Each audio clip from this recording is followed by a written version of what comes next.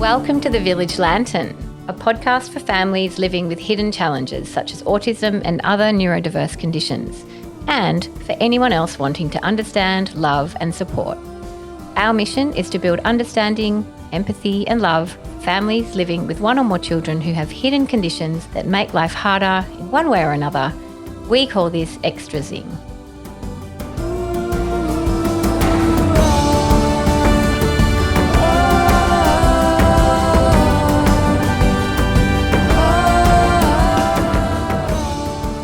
Definitely if the media portrayed more accurate stereotypes and showed that autism is a spectrum, it's not a line.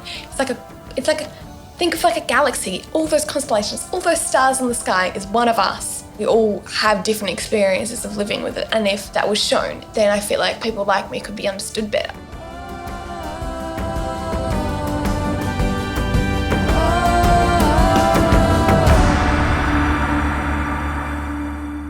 Hi, beautiful listeners. It's just me, Anna, today. Sadly, the divine Jordan and I have tried, but we just haven't had any luck finding a time to record this intro, and we really want to get it out there. Jordan has so many things going on. I can't wait to talk to him about it and share it all with you. So do I, of course, but his are much more interesting than mine. So I'm sad to be on my own, but I'm thrilled, absolutely thrilled about this interview. In this episode, we spoke to the brilliant, funny and ridiculously articulate Lola. Lola's 14 years old. They're in high school in year 8, and Lola lives with autism and ADHD. Lola shares their reflections, feelings and learning so far and gives us a generous and beautifully honest insight into their challenges, gifts and ideas, and also shares thoughts about how things could be just a bit easier with a little bit of help from the world around them. I can't wait for you to hear this interview. I have no doubt you'll love it as much as Jordan and I did. Happy listening, beauties. Welcome to the Village Lantern. We've got Anna here on my left and the awesome Lola here on my right. Lola, how are you going? Good, thanks. So good to have you, Lola. We've been talking about this for a while, haven't we? Yeah, we have. Yeah. Are you excited or? Excited and nervous, Yeah. both. Yeah, anything new is always a bit, you're not sure, but I have a feeling deep down that you're going to be very comfortable very soon. Yeah. Yeah? So thank you for joining us. And I guess one of the things that would be really good to start with is for you to let us know. So you have a diagnosis of? Autism and ADHD. Yeah. And when were you diagnosed? How old were you and what was that like for you? So I was diagnosed with ADHD when I was 8 and autism when I was 11. Yeah. Can you remember that? Yeah, I can remember both. How did it feel? So when I was diagnosed with ADHD, I thought it was like an anxiety thing because we had to do this all weird test and I had to keep putting these headphones on. I had to listen to these beeps. And I'd only been to the psychologist for like 6 months before that. And I was like, what's happening? And then I didn't find out like what it was until the start of 2021. My mum didn't tell me. Oh, interesting. Yeah. So you found out when you were how old? I would have been after 2021. I would have been 13. Okay, and how did that? 12. How did it feel when you heard that? What did it feel like? I was like, I knew that I had ADHD. I was like, I knew. It's also because like 80% of people who are diagnosed with autism also have ADHD, and I knew. I was like, okay, like I probably do, but. Like, why didn't Mum tell me earlier? I feel like I was probably told. I just forgot. Oh, yeah. Well, that's so ADHD. You know, you're talking to the ADHD queen over here, so you may well have been told. Many times. I was just like, yeah, that was an anxiety test, and then I just forgot. Oh, yeah. I feel you. Yeah. I feel you. Lola, what was that experience like? You know, obviously nothing changes between, you know, when you get the diagnosis and not in terms of, you know, what you're experiencing, but having that, you know, finding out, I guess, a label or anything like that, what did that change for you or well, I remember, so I got my diagnosis in the summer between year 2 and year 3. And I remember, so starting year 3, I had like one of my favourite teachers I've ever had, and she was really nice. I feel like for me, it felt like after I got that diagnosis, it's like I feel like, first of all, I can understand who I am better and what makes me me. And also it's more helpful for my teachers to understand who I am and then like why I do what I do and like how to help support me and create a better environment for me at school. Yeah, so good. I was not diagnosed as a child. As I don't know if you know this. We may have talked about it, No, but I both knew of us that. have forgotten. But I think that there is something really nice about that. And what I found at my diagnosis at 42 or whatever it was that I sort of forgave myself for some of those things that I thought I wasn't very good at. Yeah. Was that the same for you? So it's really weird that autism and ADHD overlap so much because there's parts of my brain that it's like I get so distracted so easily and then I'm really disorganized. But the autism part of my brain I just want to get there on time and I just want to be, because like I have anxiety about getting things on time, but I can never be organized to get there on time. Lola, that is so hard. It's really, that's my head. Yeah, that is really real and really hard. So then the ASD diagnosis was more recent? Yeah, when I was 11. So I just turned 11 like a couple months ago. And what was do you year remember 5. about that? So I was going through my desk the other day and I was going through, so one part of my life, I've always wanted to keep a journal, but I've never been able to do it for more than like a month. How's your handwriting? Oh, crap. Yeah, Sucks. same. Yeah. Yeah. That doesn't I've gone help. to no tea about it. I know. Yeah. It doesn't help though when you can't read your own journal, right? Because it's so messy. No. Yeah, I know. No, I'd be going through like my work, so I've like written down my English assignment and I'll be like, I don't even know what that said. Yeah, I know. Sorry, go on, journal. So And I was going through my journals and I've got a couple from when I was like 7, like 9. It's kind of like every 2 years, so 7, 9, 11. My journals are really interesting. So I'd always sit up on, there's a side of our house near where the water tanks are. And I'd sit there on top of the water tank and lean against the wall. And I would write my journal there. And I'd be like, I'd always write it on the holidays, though, like just before school started again, Yeah. or like a weekend on like a Sunday. Like when just you were before school feeling started. anxious. Yeah. And then I was like, I'm sitting in my special spot, but today's not a normal day. Oh. And I'd be like, I feel like I knew I had autism and ADHD before. Like I'd have journals from when I was like 7 or like 9 being like I know I Did you have know it. about autism? Yeah. Well, I wanted to educate myself on something because I felt like I was different, but I didn't know what was like different. Like I guess I thought like something was wrong with me. So I'd research about it and I like literally show every single symptom and I feel like maybe that's me, like, you know? Those feelings of, you said feeling unique, feeling different in a certain way.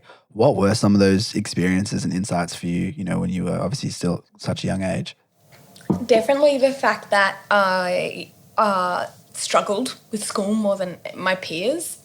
So I always would, it's like, and I guess it shows more now in high school is like I could and can never sit still. I was held down a year in kindergarten. I did 4-year kinder twice, like I did it again because I couldn't sit still. Also because I couldn't share, but I can share now. I still can't sit still. I never sit still. Found it always really hard to pay attention. And often I found school really overwhelming and tiring. And I feel like there's a sensation that I feel like not other people felt, and I felt alone in that, is that I would always get like really overwhelmed by like the amount of people that were there or like everything that was happening. And also in the way that like I wanted to learn, and the person who I was like, I don't see any parts of myself in the people around me. And I feel like kind of like an outsider, like really different. You hear that a lot, don't you? Yeah. And I think it's quite amazing how insightful you were for such a young person to kind of see that somehow people weren't having the same experience as you. Because I think when you get very young, you don't actually realise that everyone else is not overwhelmed. Everyone else does not think it's really loud. Everyone else is not tired.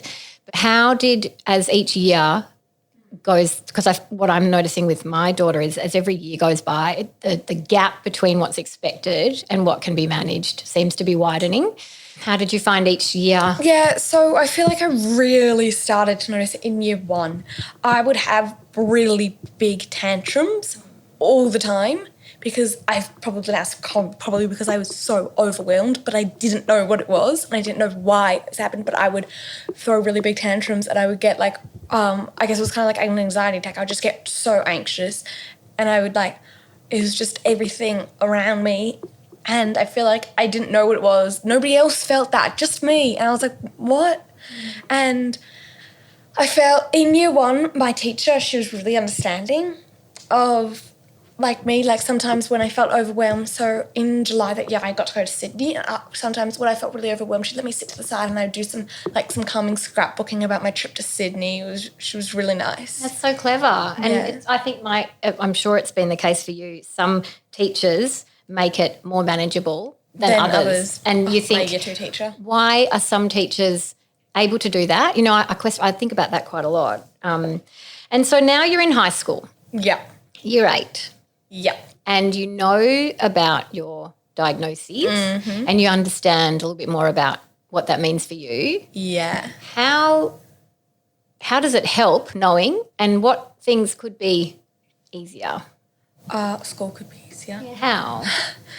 Well, some teachers I have are really understanding of the person that I am and like how to make school more manageable for me. Some teachers aren't. And I feel like I've known teachers and I've had teachers over the years who I've been like, you really don't like children, do you? So why are you a teacher? Yeah. I don't understand it. I've met these people and I'm like, you don't like children. Like, why would you come into a teaching job if you don't like children? Good question. Yeah. Like what? Lola, I would love to know what your engagement or interaction, with the term disability is, living with autism and ADHD. People speak really openly about it. Some people don't like to speak about it. How do you feel towards talking about, your lived experiences, but also the community at large? I love talking about it. I love anyone who could ask me about it. I feel like it's lots of people, and especially since like media stereotypes is autism and ADHD really misunderstood and really stereotyped, and like the kind of like, if you look at movies, it annoys me so much when non-autistic people like play non-autistic people. So there's actually a film coming out, so it's set in City, Heartbreak High, whereas the first autistic person's actually played by someone who's autistic. So good. And I can't wait to see it because it's like that, you have that lived experience and you understand how it feels. Whereas it's like, well, the actors must have had to ask someone else, how does it feel, so they could act it, which seems like... It's like, why can't you just get someone else who can do it? Yeah. It's definitely getting better, I think. It is, even but each it doesn't year. help with the stereotypes. It doesn't help with the misunderstanding and the misinterpretation and helping people understand so people like me and other autistic people can live an easier life, because people then can therefore understand what we need and like how to help us like thrive. But it's... You can play a role in this, Lola. I can see you having a long-term impact in this. You're so articulate and you're so passionate, and I think you can speak on behalf of others, so that's really awesome for you. Thank you. Can you tell us a bit about friendship? Because I know that for some autistic people, friendships can be really challenging, and I reckon anyone who's been through high school knows that that's hard for everyone. How do you find navigating friendships? Much easier in primary school. Yeah, really. Hard. I'm really bad at reading people's facial expressions and body language and tone. And I feel like sometimes like people will say things, so you've got to read between the lines to see what they actually mean. I can't do that. It doesn't make any sense to me. And I feel like that's what makes people and friendships so hard for me, for the fact that it's really hard for me to understand other people in that level, that I guess neurotypical people or people who can, like even autistic people who can understand people's body language and like their tone and what they're trying to communicate better, which for me makes friendships harder. But I feel like once I've really got a connection with like someone, like a really good friend, then I feel like it's easier and I get to spend more time with them. It's like I guess spend more time with them, I know them better. So then even while it's a bit hard, I can read them a bit better. Yeah, and you can also say, what did you mean by that? Or you can, it's sort of nothing wrong People with don't asking. understand when I'm saying that though. So Lola, it would be great to hear sort of ways in which those around you, support you to make communication easier. And maybe some ways that, people might make it more difficult for you to feel supported. Yeah, so specifically for friends I've had for a long time, like my best friend who I've known I've known them longer than I've known E, so my younger sibling. I've got two. They're both younger, but like the younger one. I've known them since I was 3, so I've known them for like my whole life, and I feel like I can understand them and I understand what they mean, and I feel like they understand me, and they're an absolutely awesome person and I love them. But for newer friends I've made, specifically since starting at a new school for like high school, is harder to like communicate or like say what I need if I like don't understand what they mean. And then sometimes they'll be like, oh, like why do you do that? Or like really So confused. like in a perfect world, you had that best friend with you all the time, and they could like kind of interpret. It's almost like a translator. Like an in Auslan some ways. translator. Yeah, like an autistic translator. Yeah. Do you find that when you meet new people, you feel that it's easier to be able to bring up, I live with autism, I live with ADHD, for them to be able to understand? Or do you think it's something that doesn't need to be said and they can just understand I wouldn't go walking around with like a t-shirt that's like come talk to me, I have autism. It's not like that. I feel like if they're my friend, and I feel like if I need to tell them, if that will help them understand me better, then I will tell them. And I think that's important for people to know, for them to understand me and for me to understand them, and for us to have a better friendship and connection. But if it doesn't need to be told, then it doesn't. But I mostly tell. Like, I'm not going to go around to a random person in school or like some person I found on the street and be like, hey, did you know I have autism? Yeah. Just wanted to let you know. Just wanted to let you know. I mean, you might not know who I am, but just letting you know. Have you got many friends who are also on the spectrum? There are kids. There are 2 kids in my class who are on the spectrum, but not really friends with them. I don't know. I don't know if it's like an autistic thing, but I really struggle to find connections with people who are on the spectrum, because I feel like it's such a broad thing, and I feel like I'm not good at becoming friends with people who are too similar to me. Yeah. Because I get annoyed at them. Yeah. Like if there was a clone of myself, I know I wouldn't like them. Oh. Because it's just like, it's not like, oh, like I hate myself. It's like magnet. So if you've got 2 magnets of the same side, they repel, right? You've got to have a plus side and a negative. You've got to have a positive and a negative side, and they go together. Yeah, I think it's true of most friendships, actually. I think that's a very So I've found there are other people who I've met who are on the spectrum who I don't really connect with. Yeah, I mean that because they're just other people, right? Like you don't connect with lots of people regardless of, whether they have the same colour hair as you or whether they I'm just friends with grew everyone up in the same suburb, I'm friends with everyone who has the same colour hair with me, and I'm friends with everyone who has brown eyes. Yeah, exactly. Yeah, exactly. Yeah. So Lola, one of the things that I know we've talked about before, and that is quite a common thing that young people on the spectrum find more complicated, is this idea of gender identity and expectations of gender. And do you want to, I know that's something that you're quite passionate about. Do you want to tell us a little bit about what gender identity kind of means to you? Yeah, so for me, I'm not sure what the percentages are, but I definitely know that people on the spectrum have a much higher percentage of like being part of like the LGBTQIA plus community and like questioning their gender identity, like being trans. But for me, it's like something I've never really felt like, I mean, not comfortable, like I feel comfortable now, but like when I was younger, I never really felt comfortable with like who I thought I identified as is like a gender.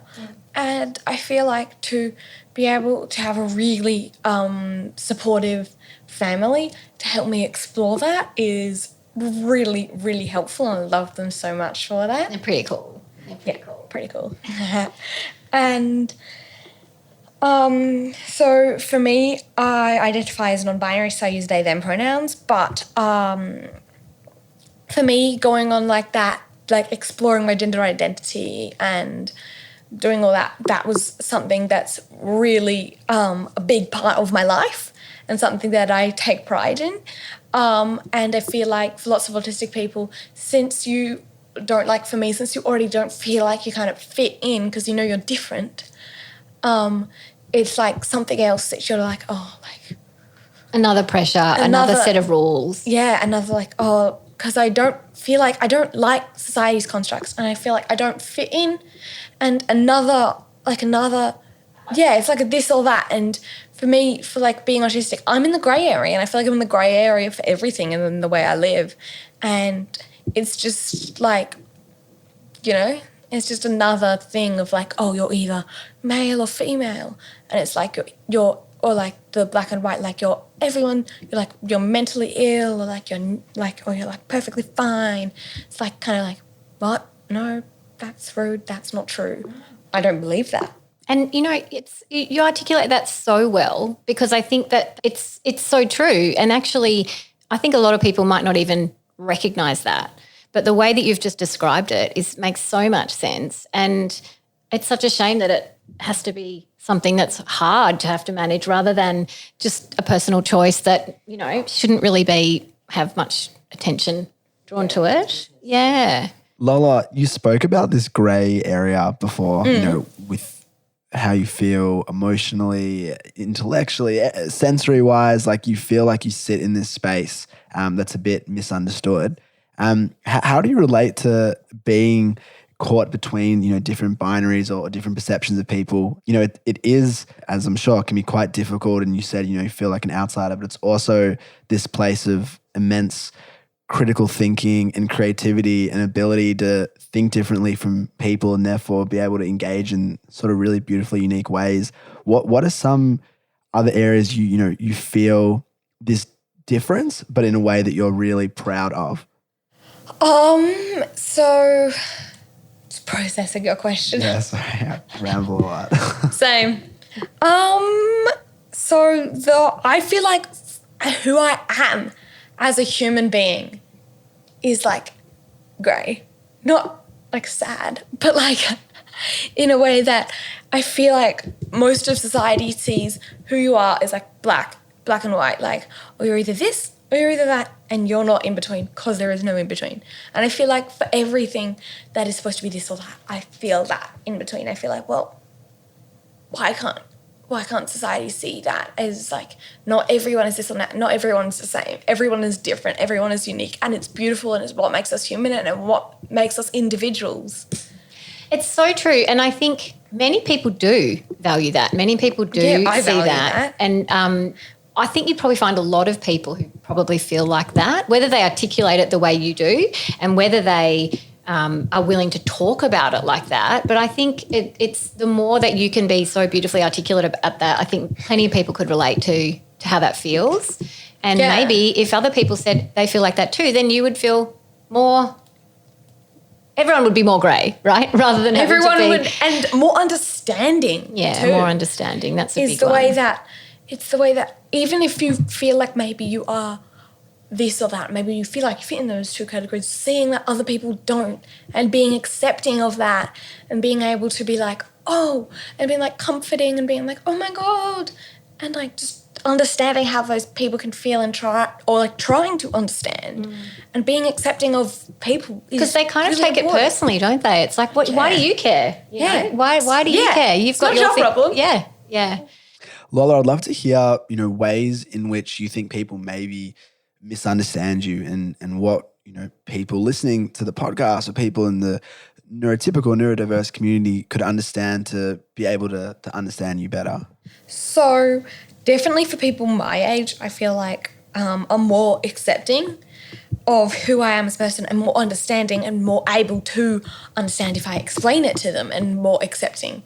But there are people who are like older than me or maybe haven't really like grown up with like learning to be accepting and learning to be like understanding of who I am as a person or like what being autistic means and what having ADHD means and what it is and how to help people who experience that is definitely important. I feel like people could understand me better if they actually understood what autism really is and what it means to live with it, and so with ADHD. So definitely if the media portrayed more accurate stereotypes and showed that autism is a spectrum, it's not a line. Think of like a galaxy, all those constellations, all those stars in the sky is one of us. And that's who we are. Like we all experience traits, like the traits of autism and like what it means to have autism, and we all have different experiences of living with it. And if that was portrayed and if that was shown, then I feel like and people like me could be understood better. And I feel like since we don't have that, and since the media portrays autism as like, oh, you're one way, or like that one kid who's always shown on TV of having autism, like, oh, like we're all obsessed with like trains and planes, which I love trains, but that's not the point. But if it was shown that we all have different interests and we all have different things that we love and different opinions, different ways of seeing the world, would definitely.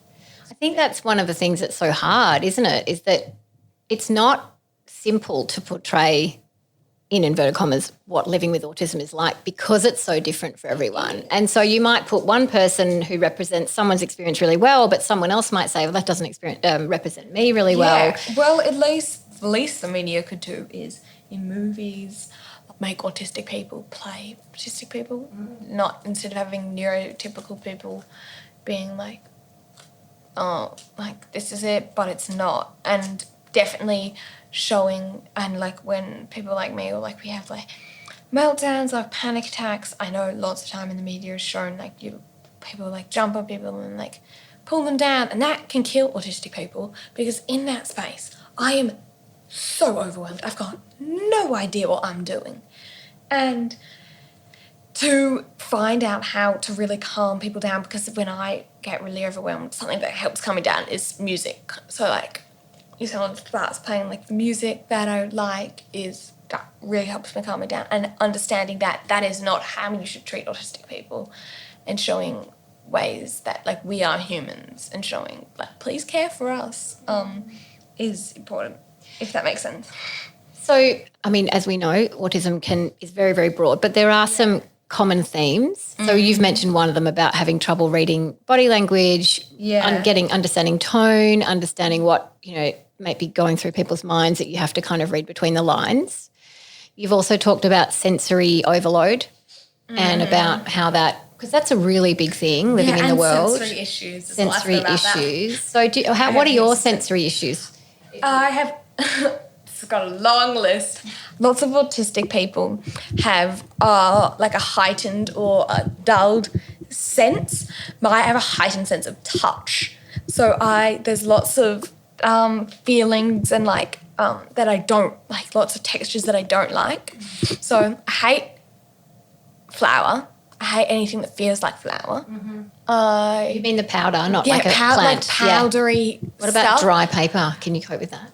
I don't like the feeling of really, tissues? When you get, thick tissues I like. When you get those really weird thin tissues that you always have like it's squeaky? Hate it. Terrible. Don't like velvet or anything like velour, anything that feels like that. Yeah, don't. I get it. Like that kind of stuff.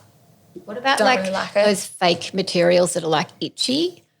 Or No, I have lots of sensory issues with wearing clothes. So I feel like everything I can't have any tags. I usually can only wear cotton. Yeah. And if I am wearing wool, it can't touch me because that itches me. Totally it feels itchy, weird. yeah. And hot. Yeah.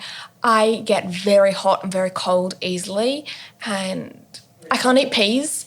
Yeah. Hate the feeling of them. They're weird. So that's sensory. Beans, not beans that come in a pod. Some of them taste weird, like specific beans. Sugar snap. Oh, no, there's sugar snap peas and sugar snap beans. They taste good. But peas, like the ones with like a frozen peas in the freezer. So those things are sensory. Do you also have like that you like to have things the same way a lot? Because that's another one, isn't it? Restricted and repetitive. So what sort of things, how does that impact you? Like what do you need to be a certain way? Pisses people off lots of the time. So at my school there's two halves of the gym and you can split it in two. I only want to play on one half of the gym, and it drives my sports teachers insane when I ask, can I play on that side? Like, I want to play for that team. So it's like, oh, you want to be with friends? No, I have to play on that side of the gym. When I sit at a table, if it's a square table, I always sit on the left side. facing the wall, so facing away from the things behind me. I have to sit there. My volume on everything has to be a multiple of 5. So you want things loud? No, I just want a multiple of 5. So ND of 5 or 0. Oh. Can I ask? Yeah. Just so I can understand, when you say you have to be on that side of the gym, what does that feel like? It's like the repetitiveness. So I really don't like change. And that's like an autistic thing, and I'm very aware of that.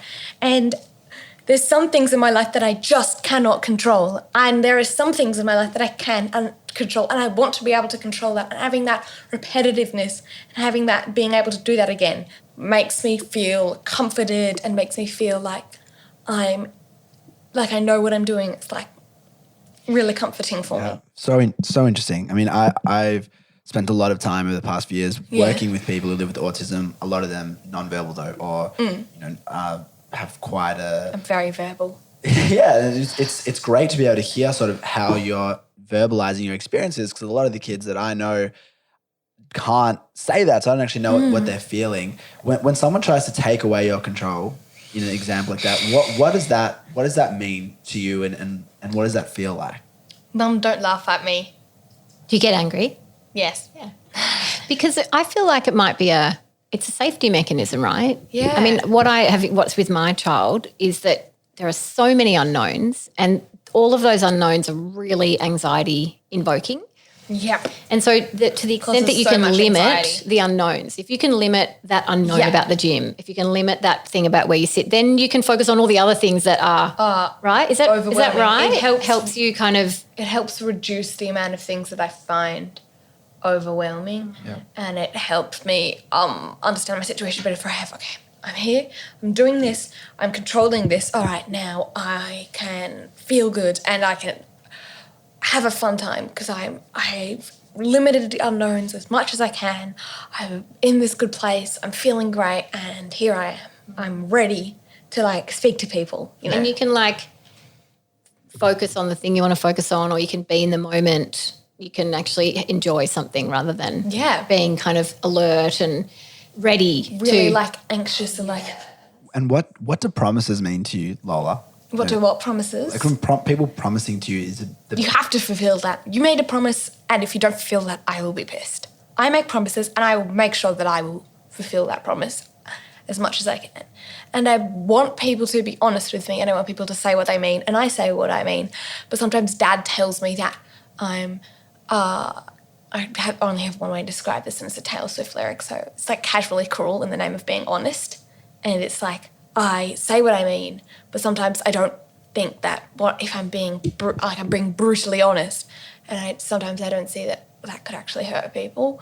But I do say what I mean, and I want people to be honest with me, and I don't want people to lie to me and make a promise just for the sake of making a promise. And that what you've just touched on is another quite commonly autistic thing, is not being able to imagine what other people might be thinking. Yeah. So the idea of casual cruel, I mean, I think the term is kind of helpful, because you're not trying to be cruel, but when neurotypical people see that, what they're doing is thinking about how the other person might have reacted to that truth. I think I'm a very empathetic person, but sometimes I find it hard to see what they're feeling. And I feel specifically if I can see that, if somebody is sad, and the first thing I want to do is comfort them. I hate seeing people sad, but if you're not showing any emotion and you've just got a neutral face on, it's really hard for me to see what you're thinking or imagine what you're thinking. And I think that's so important. I can only think how I feel. Yeah. Think how I think. And I know that's different from how everyone else thinks. Yeah. I mean, everyone thinks differently, to be clear, which is very confusing. But I think what you've just touched on is really important, is that there's a bit of a kind of myth that autistic people are not empathetic.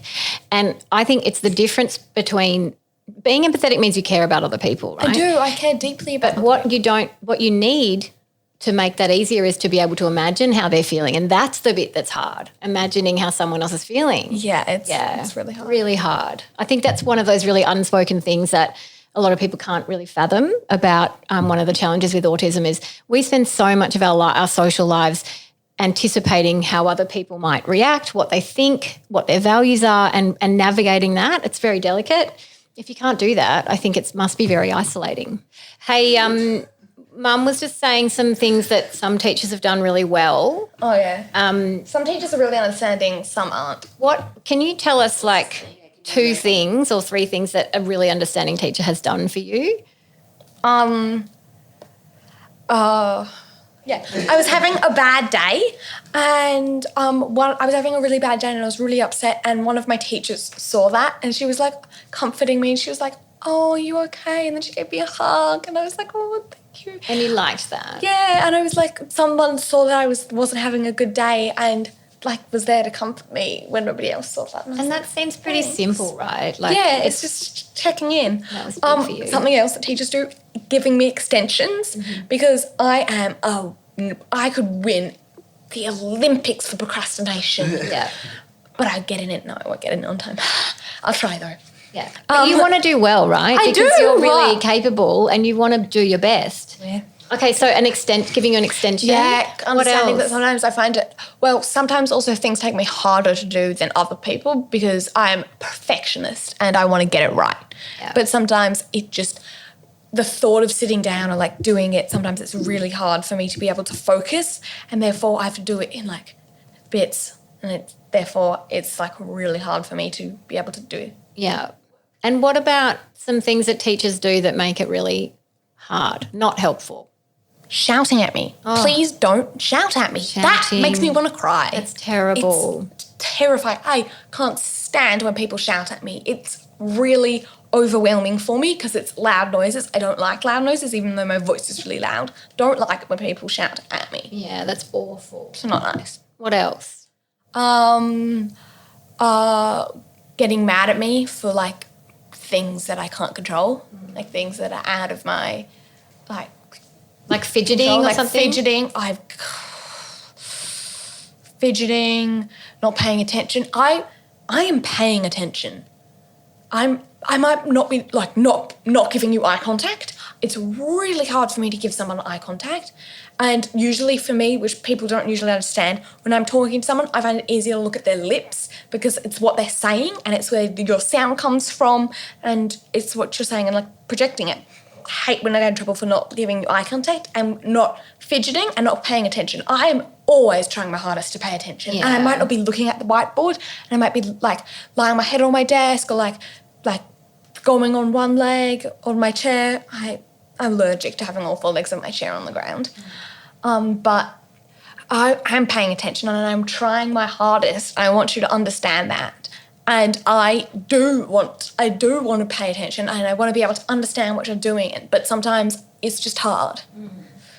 What else do you get in trouble for? Being late. I've had like 20 million detentions for being late. I struggle with organisation. I struggle with getting to things on time. I struggle with, what's it called? Executive functioning. Thanks, Mum. I struggle with my executive functioning, being tidy. I get in trouble for being tidy all the time. Like, oh, your desk is so messy. Like, you've spilled your pencil case all over the floor. Like, yeah, I'll clean it up though. I'm not going to leave it there. Yeah.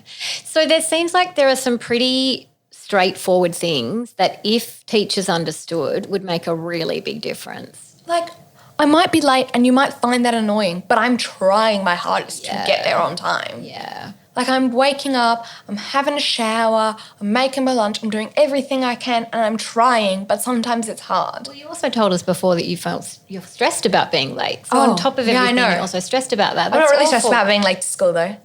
Yeah, fair enough. It's kind of like school. I'm just like, Is there anything else that you would like people listening to know or understand or do? To be more accepting and understanding of people and being like, trying to be like seeing people and being like, oh, like being accepting and being like, oh, well, maybe they're actually finding that really hard and maybe it might not be hard for me, but it might be hard for them. And that might be like, some people I know, like Mum, they really organised and they always get to things on time. But for me, that's hard. And seeing that some things that you might find easy might be hard for someone else, which I also need to work on because I'm not very good at that. But being accepting of people and being like understanding of who people are and doing what you can to make people feel comfortable.